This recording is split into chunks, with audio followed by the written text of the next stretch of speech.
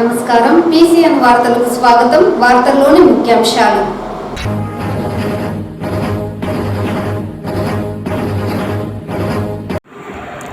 నాగరికత పూర్తిగా అభివృద్ధి చేయడంతో పాటు నాటి సమాజ అభివృద్ధి మహర్షి వాల్మీకి రచనలు నేటి యువతకు ఆదర్శప్రాయం. జిల్లా కలెక్టర్ సుమిత్ కుమార్.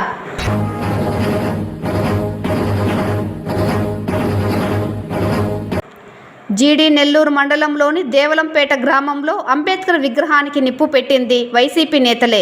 చిత్తూరు ఎమ్మెల్యే గురజాల జగన్మోహన్ స్పష్టం.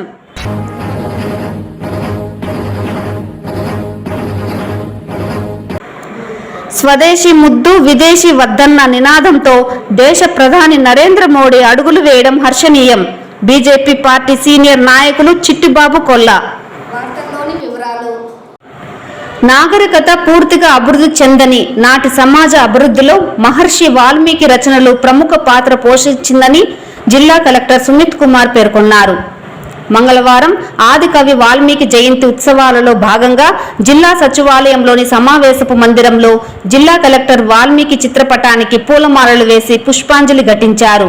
ఈ కార్యక్రమంలో నగర mayor Amuda, market committee chairman Venkatesh Yadav, BC నాయకులు Shanmugam, Atluri Srinivasulu, BC welfare office Rabbani Basha తదితరులు పాల్గొన్నారు. ఈ సందర్భంగా కలెక్టర్ మాట్లాడుతూ వాల్మీకి మహర్షి రామాయణం లాంటి అద్భుత కావ్యాన్ని రచించారని, తన రచనలతో సమాజంలో అసమానతలను తొలగించే ప్రయత్నం చేశారన్నారు.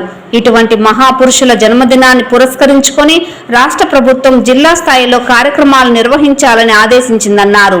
కుప్పం నియోజకవర్గంలో వాల్మీకి భవనం నిర్మాణం పూర్తి చేయడానికి అవసరమైన నిధులు మంజూరు చేసి త్వరలో పూర్తి చేయడానికి చర్యలు చేపడుతామన్నారు. నరేగా, నాబార్డ్ నిధుల ద్వారా ఎస్సీ, ఎస్టీ, బీసీ వంటి వెనుకబడిన వర్గాలకు చెందిన కాలనీలలో మౌలిక వసతుల కల్పన మరియు అభ్యున్నతికి చర్యలు చేపట్టడం జరుగుతుందని తెలిపారు. సమాజంలో ఆర్థిక, సామాజిక అసమానతలను తొలగించడానికి చర్యలు చేపడతామన్నారు.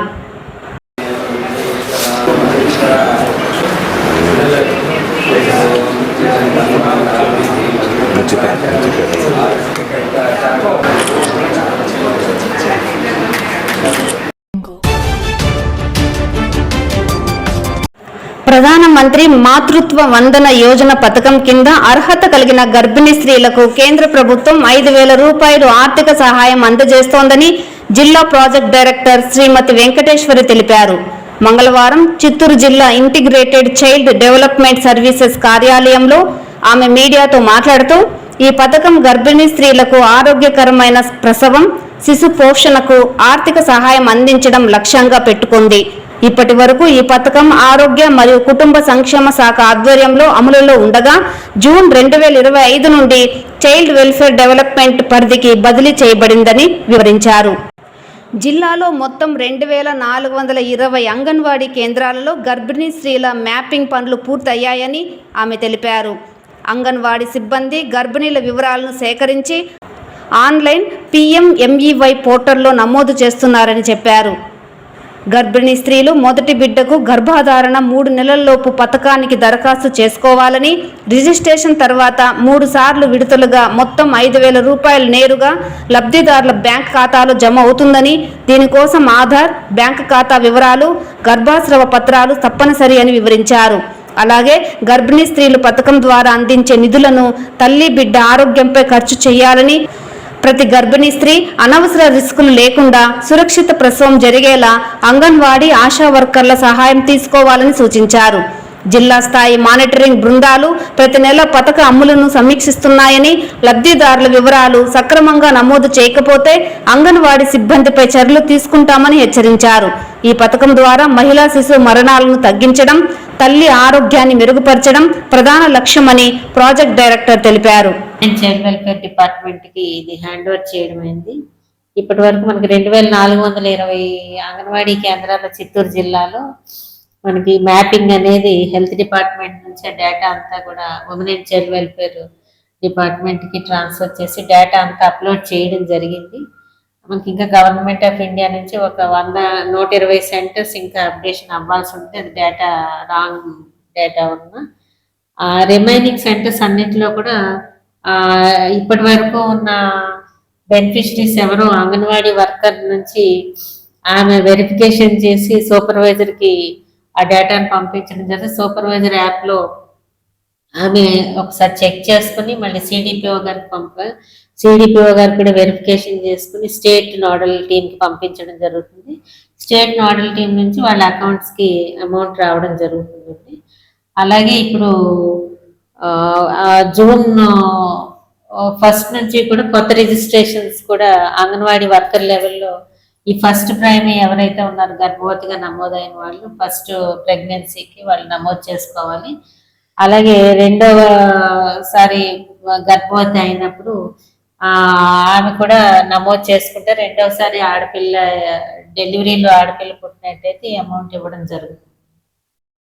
అందరూ గర్భవతులు అదే అంగన్వాడీ కార్యకర్తలు, హెల్త్ డిపార్ట్మెంట్ వాళ్ళు కోఆర్డినేషన్తో ఇంకా ఎవరైనా ఎక్కడైనా గర్భవతులు ఇంకా నమోదు చేసుకొని అట్లా అంగన్వాడీ కార్యకర్తలు అందరూ కూడా వాళ్ళ సర్వే ఏరియాలో ఉన్న గర్భవతుల్ని ఈ స్కీమ్లో నమోదు చేయించాల్సిందిగా అందరికీ ఇన్స్ట్రక్షన్స్ కూడా ఇవ్వడం జరిగింది, ట్రైనింగ్స్ కూడా ఇవ్వడం జరిగింది ఏ విధంగా చేయాలి ఈ యాప్లో అనే విషయంపై.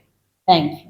అయితే సప్లిమెంట్ న్యూట్రిషన్ మన జిల్లాలోనైతే వాళ్ళకి అవేర్నెస్ ప్రోగ్రామ్స్ అండి, social issues, girl child education కానివ్వండి, చైల్డ్ అబ్యూజ్, చైల్డ్ ట్రాఫికింగ్, ఈ చైల్డ్ మ్యారేజెస్ ఇలాంటి విషయాల మీద కిషోరి గ్రూప్స్ అనేవి ఫామ్ చేసి ప్రతి స్కూల్స్లోని అలాగే కాలేజెస్లో కూడా గ్రూప్స్ ఫామ్ చేసి కిషోరి గ్రూప్స్ అని చెప్పి ఫామ్ చేసి వాళ్ళలో ఒక అవేర్నెస్ తీసుకురావడం కోసం DCP unit and education department, police department, అక్కడున్న మహిళా police, anganwadi worker, mandal level supervisor అందరూ కూడా ఒక టీమ్గా వెళ్ళి అవేర్నెస్ ప్రోగ్రామ్స్ అనేవి గత మనం ఒక సంవత్సరంన్నర నుంచి కూడా ఈ ప్రోగ్రాము ఈ బేటీ బచావ్ బేటీ పడావ్ ప్రోగ్రామ్ ద్వారా కిషోరి వికాసం అనేది చేయడం జరుగుతుంది.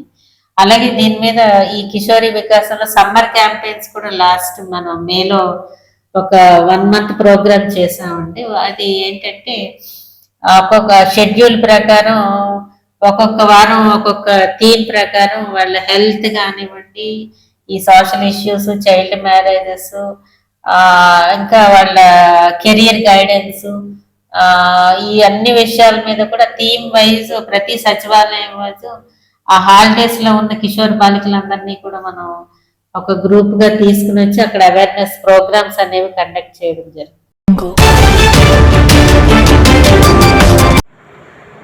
స్వదేశీ ముద్దు విదేశీ వద్దు నినాదంతో దేశ ప్రధాని నరేంద్ర మోడీ అడుగులు వేస్తున్నారని బీజేపీ సీనియర్ నాయకులు చిట్టిబాబు కొల్లా తెలిపారు.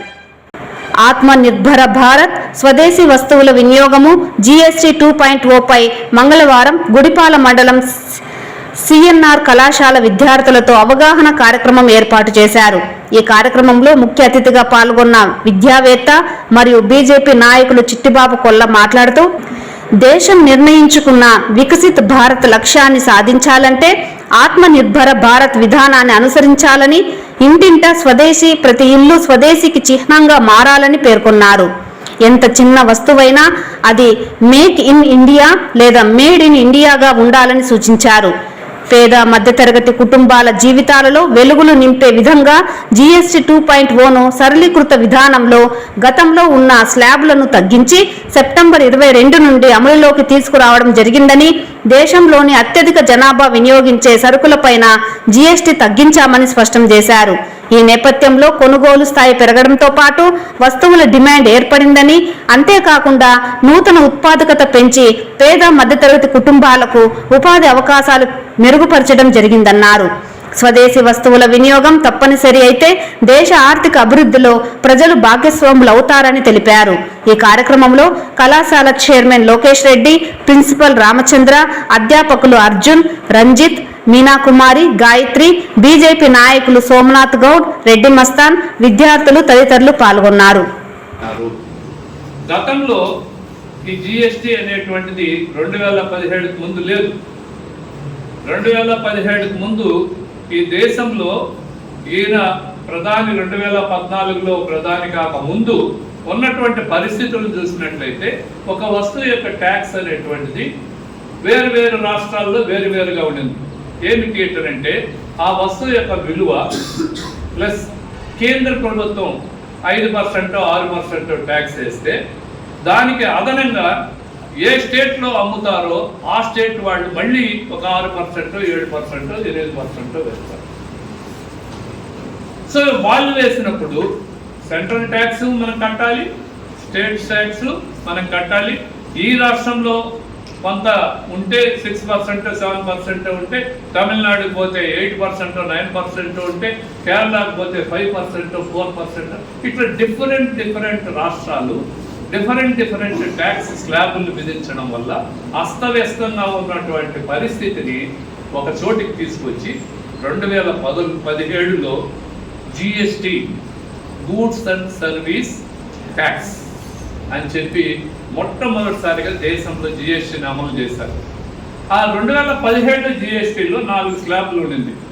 5% ట్యాక్స్ కింద కొన్ని వస్తువులు, 12% ట్యాక్స్ కింద కొన్ని వస్తువులు, 18% ట్యాక్స్ కింద కొన్ని వస్తువులు, 28% ట్యాక్స్ కింద కొన్ని వస్తువులు. గంగాధర్ నెల్లూరు నియోజకవర్గం వెదురుకుప్పం మండలం దేవలంపేట గ్రామంలో డాక్టర్ బిఆర్ అంబేద్కర్ విగ్రహానికి నిప్పు పెట్టిన ఘటనలో వైసీపీ పాత్ర ఉందని తేలిపోయిందని చిత్తూరు ఎమ్మెల్యే గురజాల జగన్మోహన్ చెప్పారు. మంగళవారం తిరుపతి ప్రెస్ క్లబ్లో గంగాధర్ నెల్లూరు ఎమ్మెల్యే ప్రభుత్వ విప్ థామస్, గన్నవరం ఎమ్మెల్యే ప్రభుత్వ whip Yarlagadda Venkatrao, MLA Muralimohan, Sullurpeta MLA Vijayasri, Chittoor parliamentary TDP అధ్యక్షుడు సిఆర్ రాజన్తో కలిసి విలేకరులతో మాట్లాడారు. సంఘటనను తప్పుద్రోవ పట్టిస్తూ తెలుగుదేశం పైన, తెదేపా నాయకుల పైన ఆపాదించేలా వైసీపీ సర్పంచ్ కుట్రలు చేశారని పోలీసులు సాంకేతిక అంశాలతో నిరూపించారన్నారు. కుట్రపూరిత వైకాపాకు ఎన్నికల్లో ప్రజలు తగిన బుద్ధి చెప్పినా ఇంకా తీరు మార్చుకోలేదన్నారు. ఇలాంటి ఘటనలు పునరావృతమైతే కూటమి ప్రభుత్వం గట్టిగా బుద్ధి చెబుతుందని హెచ్చరించారు. జిల్లాలో పాత అంబులెన్స్ల స్థానంలో కొత్త అంబులెన్స్లు తీసుకువచ్చి ప్రజలకు అత్యవసర సేవలు అందించడం జరుగుతున్నదని జిల్లా కలెక్టర్ సుమిత్ కుమార్ పేర్కొన్నారు. మంగళవారం జిల్లా సచివాలయం ప్రాంగణంలో కొత్త అంబులెన్స్లను జిల్లా కలెక్టర్ మరియు డీసీహెచ్ఎస్లు జెండా ఊపి ప్రారంభించారు. ఈ సందర్భంగా కలెక్టర్ మాట్లాడుతూ జిల్లా ప్రధాన ఆసుపత్రికి సంబంధించి పాతబడిన అంబులెన్స్ల స్థానంలో కొత్త అంబులెన్స్లను ఏర్పాటు చేయడం జరుగుతున్నదని తెలిపారు. ఐఓసీఎల్ ద్వారా కార్పొరేట్ సోషల్ రెస్పాన్సిబిలిటీ కింద త్వరలో మరొక అంబులెన్స్ రానున్నదని, దీనితో అంబులెన్స్ల సంఖ్య 4కు పెరుగుతుందన్నారు. అత్యవసర వైద్య చికిత్స మరియు రెఫరల్ కొరకు వేలూరు, తిరుపతిలోని ఆసుపత్రులకు రోగులను సరైన సమయంలో తీసుకువెళ్లడానికి అంబులెన్స్లు ఉపయోగకరంగా ఉంటాయన్నారు. ఈ కార్యక్రమంలో SC corporation director Yugandhar, DM and HO Sudharani, DCHS Padmanjali, medical department superintendent Usha, IOCL Telangana మరియు Andhra Pradesh state office executive director Piyush Mittal తదితరులు పాల్గొన్నారు.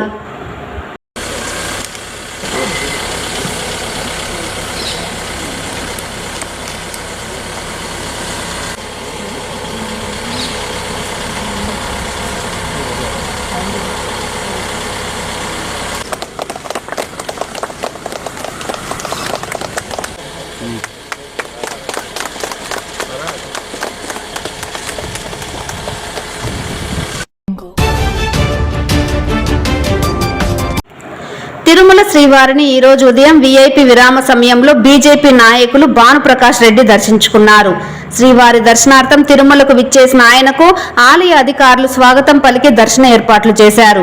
అనంతరం రంగనాథ మండపంలో వేద పండితులు వేద ఆశీర్వచనం చేసి స్వామివారి తీర్థ ప్రసాదాలను అందజేశారు. వెంకయ్య చౌదరి గారి నివాసం దగ్గర ఎందుకు చేశారని చెప్పి ప్రశ్నించినట్టు కరుణాకర్ రెడ్డి గారు, ధర్మారెడ్డి గారి కుమారుడు చనిపోయినప్పుడు మీరు అక్కడ ఉండడం వాస్తవం కాదా? గతంలో ఇక్కడ పనిచేసినటువంటి ఐవీఆర్ కృష్ణారావు గారు, అలాగే శ్రీనివాసరావు గారు, ఇక్కడ శేషాద్రి స్వామి గారు, అలాగే చాలామంది ఇక్కడ ఉన్నటువంటి అర్చక స్వాములు ఇది దహన క్రియలు జరిగిన తర్వాత 14 రోజులు జరిగిన తర్వాత ఇక్కడ సాంప్రదాయం ఉంది. అక్కడికి వెళ్ళి పరివెట్టం కట్టి ఆశీర్వదించే సాంప్రదాయం ఉంది. అన్నీ తెలిసి కూడా మీరు ఉద్దేశపూర్వకంగా ఎందుకు మాట్లాడుతున్నారో ఇది మంచిది కాదు. నేను గమనిస్తున్నాను, గత కొన్ని నెలలుగా శ్రీవారి ప్రతిష్టత తిరుమల పవిత్రత దిగజార్చే విధంగా మీరు మాట్లాడుతూ చైర్మన్ గారి మీద టీటీడీ మీద నిందలు వేస్తున్నారు. ఇది మంచిది కాదు కరుణాకర్ రెడ్డి గారు. నేను ఒకటే ప్రశ్నిస్తున్నా, మీరున్నటువంటి హయాంలో స్వామివారి శేష వస్త్రం దాదాపు ఒక వారం రోజులు స్వామివారి మీద ఉన్నటువంటి శేష వస్త్రం ఎలా బయటకు పోయాయి, ఎంతమందికి చేరింది, ఆ లెక్కలు కూడా తొందరలోనే బయటపడతాయి.